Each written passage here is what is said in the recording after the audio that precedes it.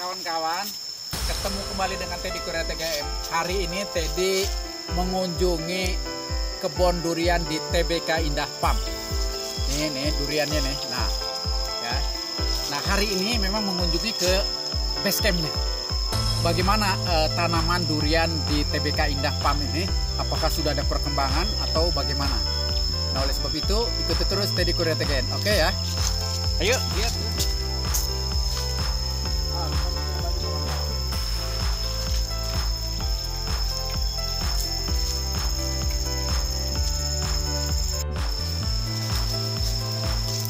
Ikuti terus Teddy Korea TGM. Kita akan melihat tanaman durian awal.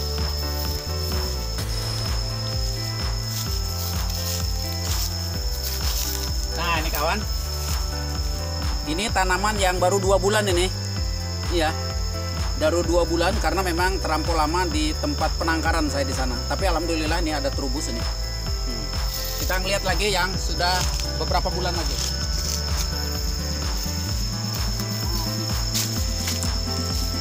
Bagus sekali. Dari sebelah sana coba baca. Nah, ini sudah 4 bulan ke 5 bulan ini sudah bagus. Ternyata di TBK Indah Farm tanamannya sangat menjanjikan. Mudah-mudahan walaupun pada hari ini adalah kebun kopi ini, nah ini kopi mungkin tereliminasi nanti. Tereliminasi walaupun tidak dihabiskan tapi tereliminasi. Tidak apa-apa karena memang di Tenggamus sentra kopi terbaik. Nanti kita di Gubuk akan minum kopi. Tapi yang jelas ini durian ini sangat bagus. Kita akan melihat lagi durian di berikutnya. Ya, ikuti terus tadi.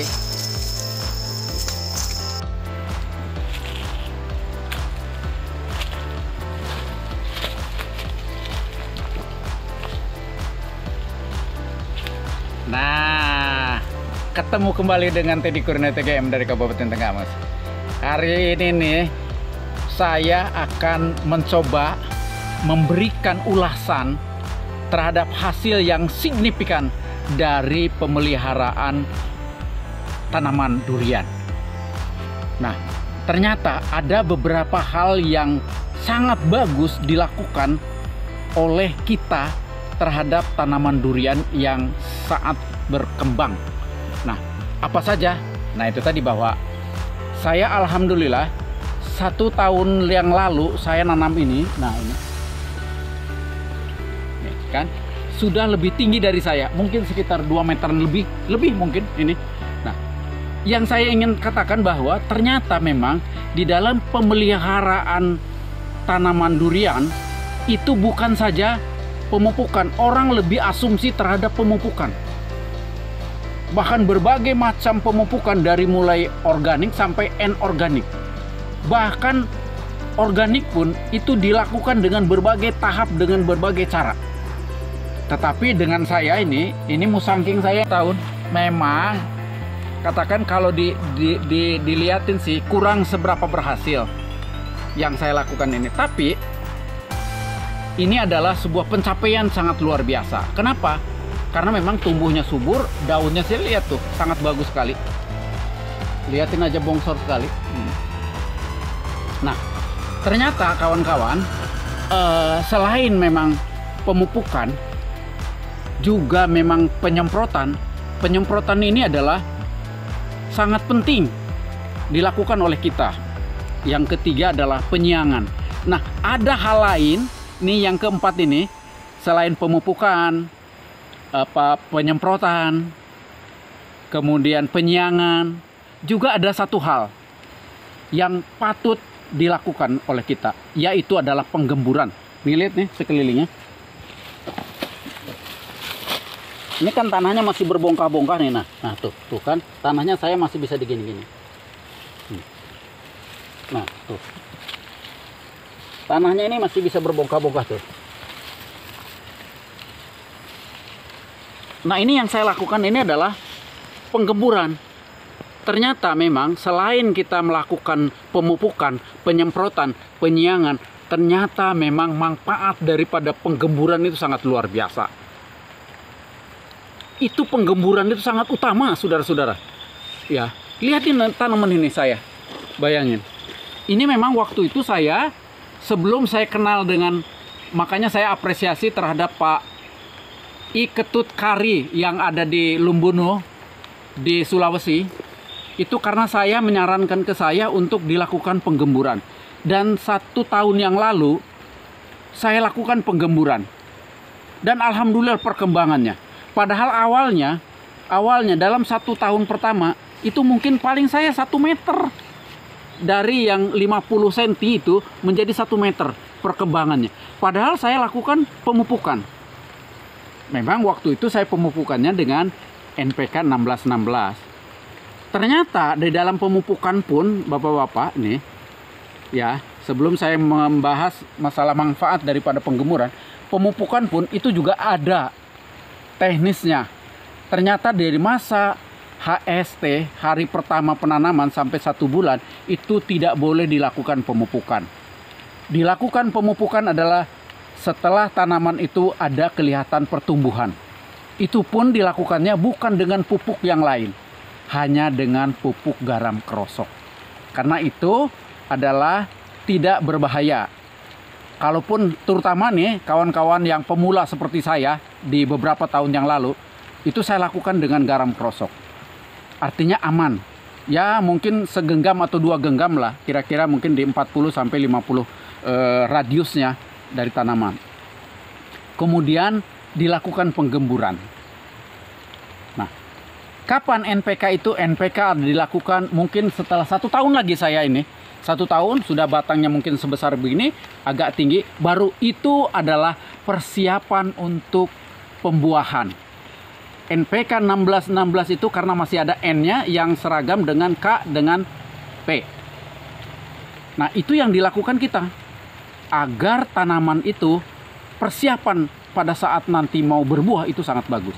Tetapi pada awalnya itu adalah pupuknya adalah garam krosok.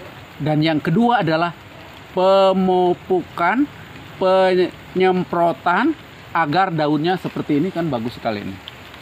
Nah, Bapak-bapak dan kawan-kawan sekalian, khususnya para pemula yang bisa sharing dengan saya hanya berbagi ilmu, bukan mengajari.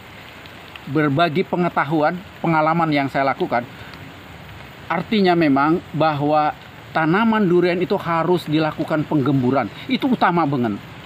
Minimal dalam 1 tahun adalah 3 kali. Artinya 4 bulan lakukan penggemburan. 4 bulan lakukan penggemburan. Karena sangat bagus sekali. Ternyata sangat signifikan. Perkembangan daripada tanaman itu dilakukan penggemburan sangat bagus. Ini sangat lihat nih.